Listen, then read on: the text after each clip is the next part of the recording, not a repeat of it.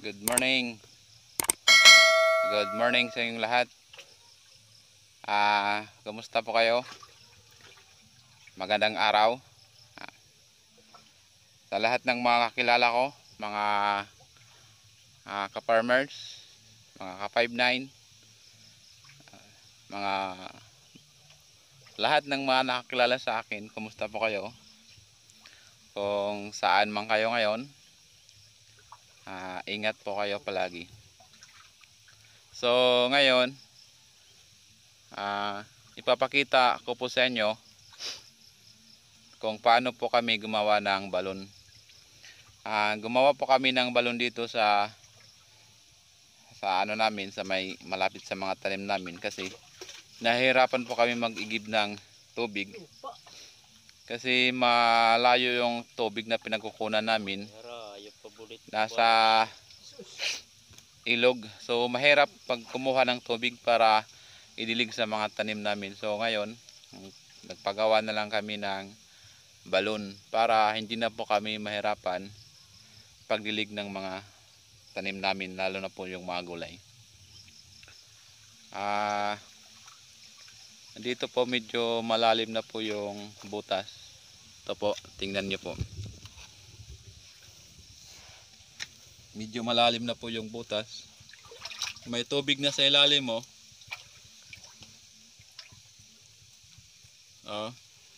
Pasensya na kayo sa gumawa ng butas, sa gumawa ng balon, kasi nakahubad lang siya. Kasi hindi pwede na hindi maghubad kasi nasa ilalim naman siya ng butas. Okay naman yung medyo macho naman yung katawan niya. Medyo malalim na, kahit hindi pa masyadong malalim. Marami na pong tubig na ang tawag yan, parang burabod. Marami na pong tubig, kahit mabaho pa lang, hindi pa masyadong malalim.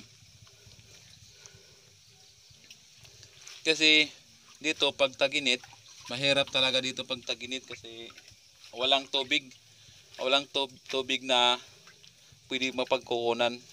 So ang pinagkukunan namin na tubig doon lang sa parang ilog. Pero ang problema doon, mahirap pagkuha ng tubig kasi parang mahirap, parang bangin siya pailalim. So yun lang ang paggawa ng balon dito. Bali nagbutas lang. Hindi niya linaki yung butas. Sakto-sakto lang nakasya siya pag pasok sa loob. Kasi kung lakihin, parang mahirapan siya paggawa ng malaki. Yun lang. Kunti lang yung butas na ginawa niya para sakto lang sa katawan niya. Maraming tubig na talaga sa ilalim, pero hintayin muna natin na makuha yung buhangin, kasi pag makuha yung buhangin, para maganda yung tubig, para malakas po yung agos ng tubig sa ilalim pag makuha na yung mga buhangin. Ngayon lupa pa lang yung nakukuha niya.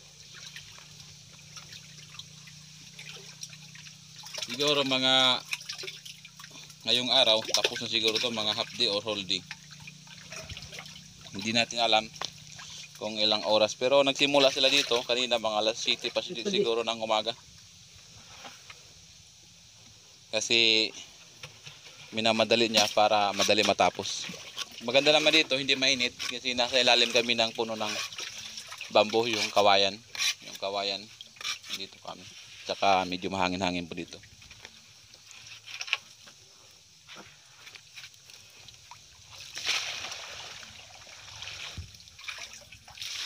Pwede rin kayo magpagawa ng butas,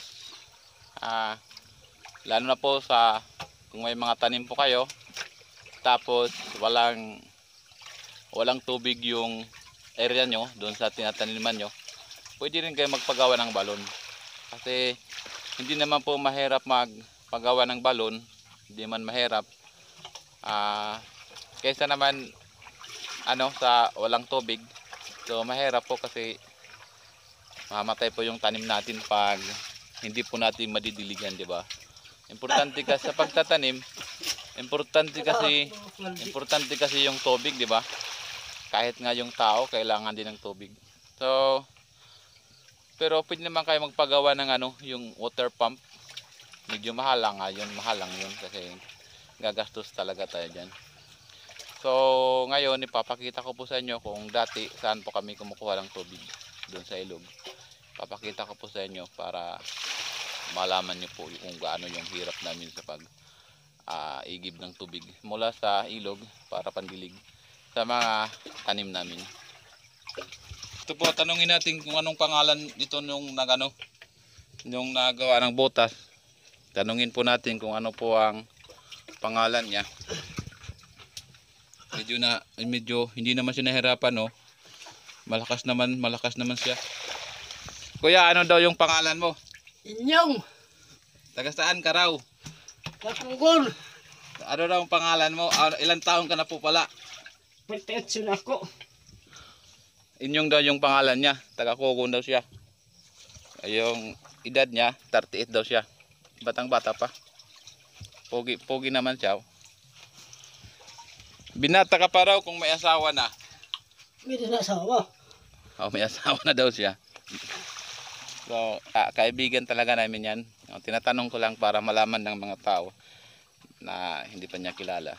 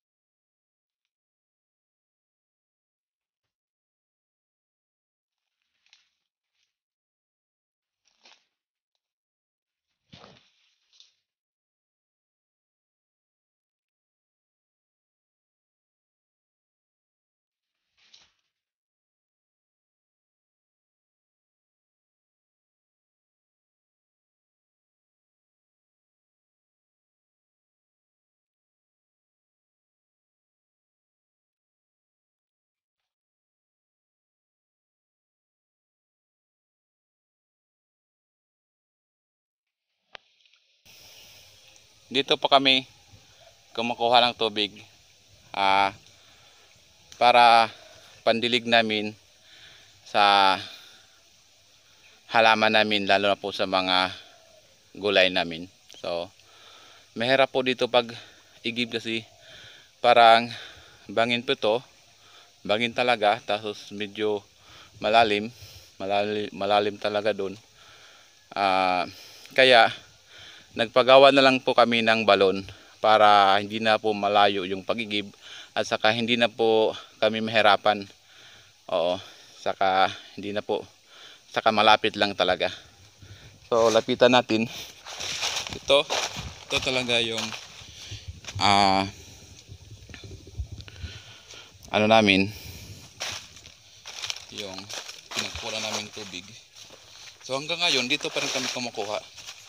Kasi ngayon pa lang kami nagpagawa ng balon. Diyan kami kumukuha ng tubig. Diyan, oh. Diyan talaga. Diyan kami kumukuha ng tubig. Oo. Diyan kami kumukuha ng tubig. So, ang lalim talaga. Oo. Ang hirap talaga, oh. Dito kami kumukuha ng tubig. So, tapos dadalhin po namin paakyat.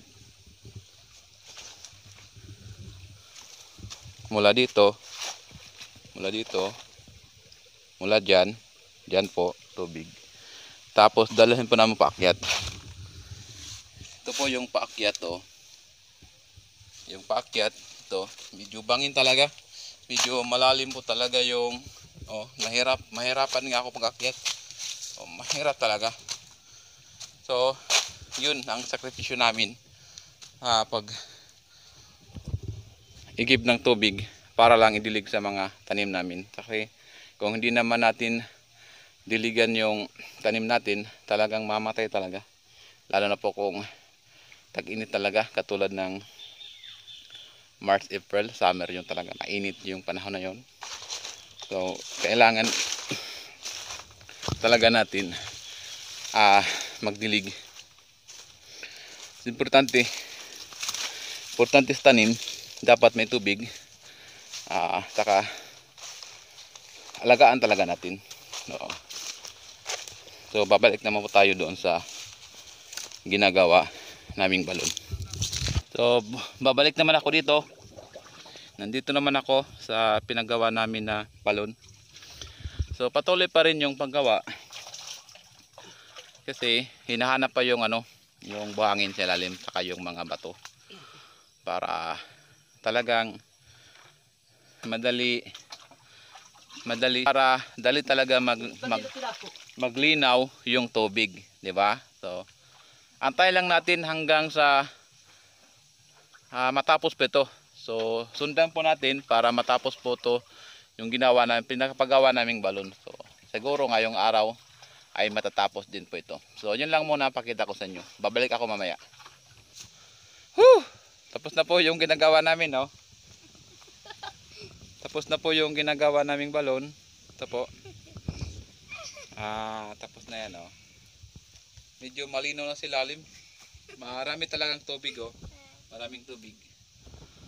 Tapos na. Tapos nilagyan namin ng kawayan lang muna. Yung bamboo yung nilagay namin. Saka lagyan namin ng kunting yero para hindi pumasok yung palaka saka ordaga. Yun lang yung ginagawa namin, tapos agad. Pwede na kayo maligo dito. Maligo. Sige kuya Nyong, maligo ka na. Pwede ka na maligo. Sige, maligo ka na, may tubig naman dito, oh. Yun na. After half day po, simula ng alas 7 ng umaga, mga 11 na ngayon, natapos na po yung ginawa naming balon. Ito po, oh, maraming tubig at saka medyo malinaw talaga.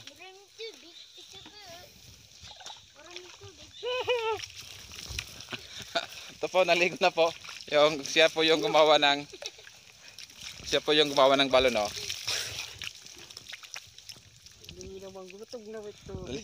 Naligo na po siya. Sabihin mo hi. Oy, matin ang tubig! Malinaw ang tubig siya. Hi. Hi, hello siya. Hello! Ligo tayo, sabihin mo. Maligo tayo! Oh, masarap yan, oh.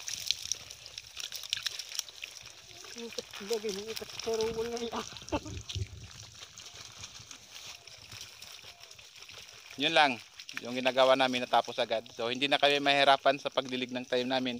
May tubig na po kami na pagkukunan namin dito sa balon na ginagawa namin. So maraming salamat sa inyong lahat. Huwag niyo po kalimutan mag-like, subscribe sa aking YouTube channel. Ingat po kayo palagi. Thank you for watching. And bye-bye po sa inyo lahat. Bye-bye po. Thank you for watching. Bye-bye.